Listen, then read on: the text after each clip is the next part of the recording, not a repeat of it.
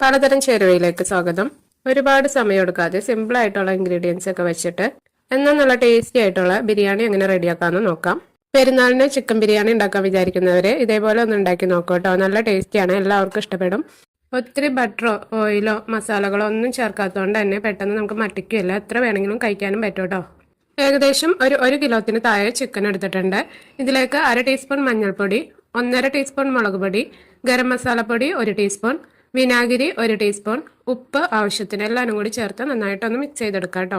ഞാൻ 1/2 table spoon ഉപ്പാണ് ഇപ്പോൾ ഇട്ടെടുത്തിട്ടുള്ളത്. ഇനിയിപ്പോൾ ഇച്ചിരി കൂടി പോയാലും കുഴപ്പമില്ല കേട്ടോ, കറി ഉണ്ടാക്കുന്ന സമയത്ത് നമുക്ക് അഡ്ജസ്റ്റ് ചെയ്യാം. ഞാനിപ്പോൾ ഈ ഒരു ബിരിയാണി ജീരകശാല റൈസ് വെച്ചാട്ടോ ചെയ്യണത്. നിങ്ങൾക്ക് വേണമെന്നുണ്ടെങ്കിൽ ബസ്മതി റൈസ് യൂസ് ചെയ്യാം. നമ്മുടെ സാധാരണ അളവ് കപ്പിൽ 2.5 കപ്പ് അരിയാണ് ഞാൻ എടുത്തിട്ടുള്ളത്. നന്നായിട്ട് വാഷ് ചെയ്ത ശേഷം സ്ട്രെയിൻ ചെയ്ത് വെക്കുക കേട്ടോ. ഞാനിത് കുതിർത്തുന്നില്ല കേട്ടോ, അപ്പം തന്നെ കൈകെടുത്ത് സ്ട്രെയിൻ ചെയ്ത് വെക്കുകയാണ്. അരിയുടെ വെള്ളമൊക്കെ നന്നായിട്ട് പോയ ശേഷം ഒരു പാൻ അടുപ്പത്ത് വെക്കുക. ചൂടായ ശേഷം 1 ടീസ്പൂൺ ബട്ടർ ഇട്ട് കൊടുക്കാം കേട്ടോ. ബട്ടർ ഓയിൽ എന്തായാലും മതി. ഇനി കൈക് വാരി വെച്ച ആ അരി അതിലേക്ക് അങ്ങോട്ട് നന്നായിട്ടൊന്ന് വറുത്തെടുക്കണം. മീഡിയം ഹൈ ഫ്ലെയിമിലിട്ട് വറുക്കാം കേട്ടോ. അരിയൊക്കെ ഒറ്റപ്പെട്ട് കിട്ടണം. അരിയിലുള്ള വെള്ളമൊക്കെ പോയി ഡ്രൈ ആയി വരും. ആ ഒരു സമയത്ത് നമുക്ക് ഫ്ലെയിം ഓഫ് ചെയ്യാം.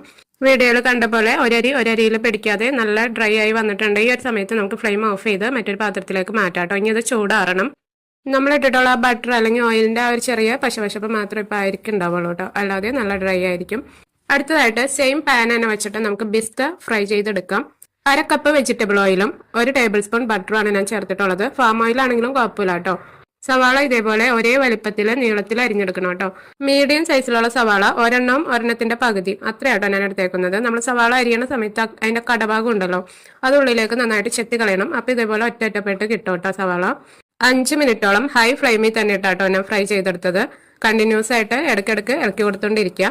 അതിനുശേഷം സവാള ജസ്റ്റ് ഒന്ന് ഗോൾഡൻ കളറായി അവിടെ നിന്ന് ഇവിടുന്നൊക്കെ കളർ മാറി വരുന്ന സമയത്ത് ലോ മീഡിയം ഫ്ലെയിമിൽ ഇട്ടിട്ട് ഫ്രൈ ചെയ്ത് നല്ലൊരു ഗോൾഡൻ കളറായി കഴിയുമ്പോൾ കോരിയെടുക്കാം കേട്ടോ.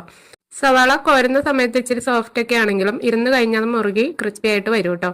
അതിനുശേഷം കശുവണ്ടി പരിപ്പും മുന്തിരിയും കൂടി ഒന്ന് ഫ്രൈ ചെയ്തെടുക്കുക. കശുവണ്ടി പരിപ്പ് ഇട്ട് ജസ്റ്റ് ഒന്ന് കളർ മാറി തുടങ്ങുന്ന സമയത്ത് മുന്തിരിയും കൂടി ഇടാം. മുന്തിരി പെട്ടെന്ന് തന്നെ പൊങ്ങി വരും കേട്ടോ. രണ്ടും കൂടി ഫ്രൈ ചെയ്ത് കോരിയെടുക്കാം. ഞാനിപ്പോൾ ചെയ്ത പോലെ ഒരു തവ അകത്ത് വെച്ചിട്ട് അതിന്റെ മുകളിൽ വെച്ച് ഫ്രൈ ചെയ്തെടുക്കുമ്പോൾ നമുക്ക് കോരിയെടുക്കാൻ എളുപ്പമുണ്ടാവും കേട്ടോ. അതിനാണ് ഞാൻ അങ്ങനെ ചെയ്തത്.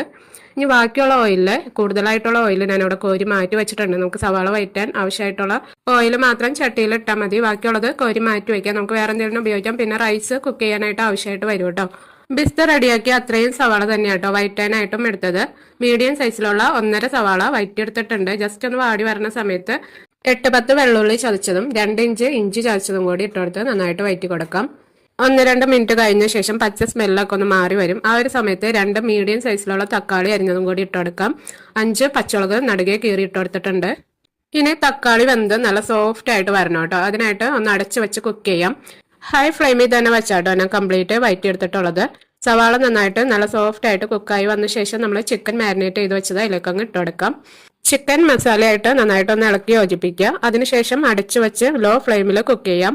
തീ കൂട്ടിയിടരുത് കേട്ടോ, അടി പിടിക്കും. നമ്മൾ വേറെ വെള്ളമൊന്നും ഒഴിച്ചിട്ടില്ലല്ലോ. പിന്നെ ചിക്കന് വേവാനുള്ള വെള്ളം ചിക്കനിൽ ഉണ്ടാവും. പിന്നെ തക്കാളിയിലും അത്യാവശ്യം വെള്ളം ഉണ്ടാവും കേട്ടോ. അപ്പൊ എക്സ്ട്രാ വെള്ളം ഒഴിക്കണമെന്നില്ല. ചിക്കൻ കുക്കാവുന്ന സമയം കൊണ്ട് ഒരു മിക്സിയുടെ ജാർ എടുക്കുക. അതിലേക്ക് 2-3 ടേബിൾ സ്പൂൺ കാഷ്യൂ ഇട്ടെടുക്കുക. 1/4 കപ്പ് വരെ ആവാട്ടോ. 1/4 കപ്പ് തേങ്ങ ചിരകിയത്, 1/4 കപ്പ് തൈര്, ഒരുപാട് പുളിയില്ലാത്ത തൈരാട്ടോ. എല്ലാവരും കൂടി അരച്ച് നല്ല ഫൈൻ പേസ്റ്റ് ആക്കിയ ശേഷം ഈ കറിയിലേക്ക് അങ്ങ് ഒഴിച്ചുകൊടുക്കാം. നമ്മൾ ആദ്യം തന്നെ ഉണ്ടാക്കി വെച്ച ബിസ്ത ഉണ്ടല്ലോ, അതിൽ 1/4 ഭാഗത്തോളം നന്നായിട്ടൊന്ന് കൈവച്ച് നിരടിയിട്ട് അതും കൂടി ഇട്ടുകൊടുക്കാം. ചെറുതായിട്ട് അരിഞ്ഞ മല്ലിയിലയും പുതിനയിലയും 3-4 ടേബിൾ സ്പൂൺ വെച്ചിട്ടെടുത്തിട്ടുണ്ട്. പിന്നെ ടേസ്റ്റ് ഒന്ന് നോക്കാം കേട്ടോ. എനിക്ക് ഉപ്പ് ചെറുതായിട്ട് ഇച്ചിരി കുറവുണ്ടായിരുന്നു, അതുകൊണ്ട് ഞാൻ 1 ടീസ്പൂൺ ഉപ്പും കൂടി ഇട്ടെടുത്തിട്ടുണ്ട്. ഒരു 2-3 മിനിറ്റ് ഒന്നും കൂടി കറി നന്നായിട്ടൊന്ന് തിളച്ച് നെയ്യൊക്കെ തെളിഞ്ഞു വരുമ്പോൾ നമ്മുടെ കറി റെഡി ആയിട്ടുണ്ട്. ഇനി ഇതിന്ന് കുറച്ച് ഗ്രേവി എടുത്ത് മാറ്റി വെക്കുന്നുണ്ട് കേട്ടോ. ചോറ് വെക്കുമ്പോൾ അതിലിടാൻ വേണ്ടിയിട്ടാണ്. ഇങ്ങനെ ഇടുമ്പോൾ നല്ലൊരു ടേസ്റ്റ് ചോറിനും കിട്ടും കേട്ടോ. നമ്മൾ ചിക്കൻ കറി വെക്കുമ്പോൾ തന്നെ അതിന്റെ ഇടയിൽ കൂടി ചോറും കൂടി വെക്കാന്നുണ്ടെങ്കിൽ ഇപ്പോൾ ആ ചിക്കൻ കറിയുടെ മുകളിലേക്ക് ചോറിട്ട് നമുക്ക് ദം ചെയ്യാം കേട്ടോ.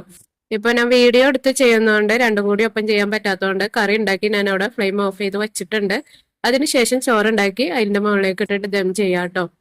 റൈസ് വെക്കാനായിട്ട് നമ്മൾ എടുത്തേക്കുന്ന റൈസ് 1.5 കപ്പാണ്. അതിന്റെ ഇരട്ടി 5 കപ്പ് വെള്ളമാണ് സാധാരണയായിട്ട് വേണ്ടി വരാറ്. കുക്കറിലൊക്കെ വെക്കാന്നുണ്ടെങ്കിൽ അത് മതിയാവും കേട്ടോ. 5 കപ്പ് മതിയാവും. ഞാനിപ്പോ ഇതുപോലെ ഒരു പാത്രത്തിലാട്ടോ ചോറ് വെക്കുന്നത്. വെള്ളം വറ്റിച്ചെടുക്കാണ്.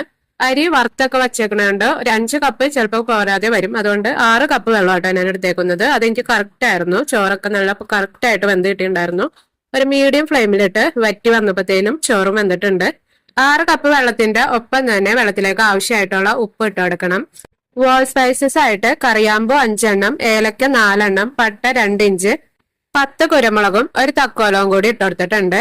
എല്ലാവരും കൂടി വെള്ളത്തിലിട്ട് നന്നായിട്ട് തിളച്ചു വരുന്ന സമയത്ത് വറുത്ത് വെച്ചിട്ടുള്ള അരി ഇട്ട് കൊടുക്കാം. അരി ഇട്ട് നന്നായിട്ടൊന്ന് ഇളക്കിയ ശേഷം അടച്ചു വെച്ച് മീഡിയം ഫ്ലെയിമിൽ കുക്ക് ചെയ്യാം കേട്ടോ. ഒരുപാട് കുറച്ചിടണ്ട, നമ്മൾ അത്യാവശ്യം വെള്ളമൊക്കെ വെച്ചിട്ടുണ്ടല്ലോ. വെള്ളം വറ്റി വരുമ്പോഴത്തേനും ചോറ് നന്നായിട്ട് വെന്ത് കിട്ടിക്കോളും. ഏകദേശം ഒരു 6 മിനിറ്റ് തൊട്ട് 8 മിനിറ്റിനുള്ളിൽ ചോറ് വെന്ത് കിട്ടും കേട്ടോ. അടുപ്പിന്റെ ചൂടൊക്കെ അനുസരിച്ച് ഈ സമയത്തിൽ വ്യത്യാസമൊക്കെ വരും കേട്ടോ. വെള്ളം നന്നായിട്ട് വറ്റി കഴിയുമ്പോൾ ഫ്ലെയിം ഓഫ് ചെയ്തിടാം. റൈസ് 3/4 ഭാഗം കുക്കായി കഴിഞ്ഞപ്പോഴാട്ടോ ഞാൻ 1 ടീസ്പൂൺ ചെറുനാരങ്ങാ നീരില് 2 ഡ്രോപ്പ് പൈനാപ്പിൾ എസൻസും കൂടി ഇട്ട് ഇളക്കിയിട്ട് അതിലേക്ക് ഒഴിച്ചു കൊടുത്തിട്ടുണ്ട്. ബിസ്ത് ഉണ്ടാക്കിയപ്പോൾ നമ്മൾ എടുത്തു വെച്ച ഓയിൽ ഉണ്ടല്ലോ, അതിൽ നിന്ന് ഒരു 3-4 ടേബിൾ സ്പൂൺ ഇട്ട് കൊടുക്കാം. പിന്നെ നമ്മൾ ചിക്കൻ കറിയിൽ നിന്ന് ഗ്രേവി എടുത്ത് വെച്ചിട്ടുണ്ടായിരുന്നല്ലോ, അതും കൂടി ഇട്ട് കൊടുത്ത് നന്നായിട്ട് ഒന്ന് മിക്സ് ചെയ്ത് ചോറ് നന്നായിട്ട് കുക്കായി കഴിയുമ്പോൾ ദം ചെയ്യാം കേട്ടോ. ദം ചെയ്യാനായിട്ട് നമ്മൾ ഉണ്ടാക്കി വെച്ചിട്ടുള്ള ചിക്കൻ കറി ഫ്ലെയിം ഓഫ് ചെയ്തിട്ടേക്കാന്നുണ്ടെങ്കിൽ ജസ്റ്റ് ഒന്നും കൂടി ഒന്ന് തിളപ്പിക്കുക. കറി ലോ ഫ്ലെയിമിലേക്ക് മാറ്റിയ ശേഷം കുക്ക് ചെയ്ത ചോറ് അതിന്റെ മേളിലേക്ക് കംപ്ലീറ്റ് അങ്ങ് ഇട്ട് കൊടുക്കാം. പിന്നെ ലീവ്സും പിസ്തയും ഒക്കെ ഇട്ട് അടച്ചു വെച്ച് 10 മിനിറ്റ് ലോ ഫ്ലെയിമിൽ കുക്ക് ചെയ്യാം കേട്ടോ. 10 മിനിറ്റിന് ശേഷം ഫ്ലെയിം ഓഫ് ചെയ്ത് ഒരു 30 മിനിറ്റും കൂടി കഴിഞ്ഞിട്ട് സെർവ് ചെയ്യുകയാണെങ്കിൽ നല്ലതായിരിക്കും. അല്ലെങ്കിൽ 10 മിനിറ്റ് കഴിയുമ്പോൾ തന്നെ വേണമെങ്കിലും നിങ്ങൾക്കത് സെർവ് ചെയ്യാം കേട്ടോ. ഉണ്ടാക്കാൻ നല്ല എളുപ്പമെന്ന് വെച്ച് ടേസ്റ്റിൽ കോംപ്രമൈസ് ഒന്നും ചെയ്തിട്ടില്ല കേട്ടോ. മസാലകളുടെ മടുപ്പോ ഒന്നും തോന്നാതെ എത്ര വേണമെങ്കിലും നമുക്ക് ഇഷ്ടത്തിന് കഴിക്കാൻ പറ്റിയ നല്ലൊരു ബിരിയാണി കേട്ടോ. പിള്ളേർക്കും ഒക്കെ കൊടുക്കാം. എല്ലാവരും തീർച്ചയായിട്ടും ട്രൈ ചെയ്ത് നോക്കണം കേട്ടോ. വീഡിയോ ഇഷ്ടപ്പെട്ടാൽ ലൈക്ക് ചെയ്യാൻ മറക്കരുത്. ആവശ്യക്കാർക്ക് ഷെയർ ചെയ്ത് കൊടുക്കുക. ഇതുപോലുള്ള വീഡിയോസ് കിട്ടാനായിട്ട് ചാനൽ സബ്സ്ക്രൈബ് ചെയ്ത് ബെൽ ബട്ടൺ ഓൺ ആക്കി ഇടാം. അപ്പൊ ഇൻഷാല്ലാ ഇനി മറ്റൊരു വീഡിയോ ആയിട്ട് കാണാം. Thank you.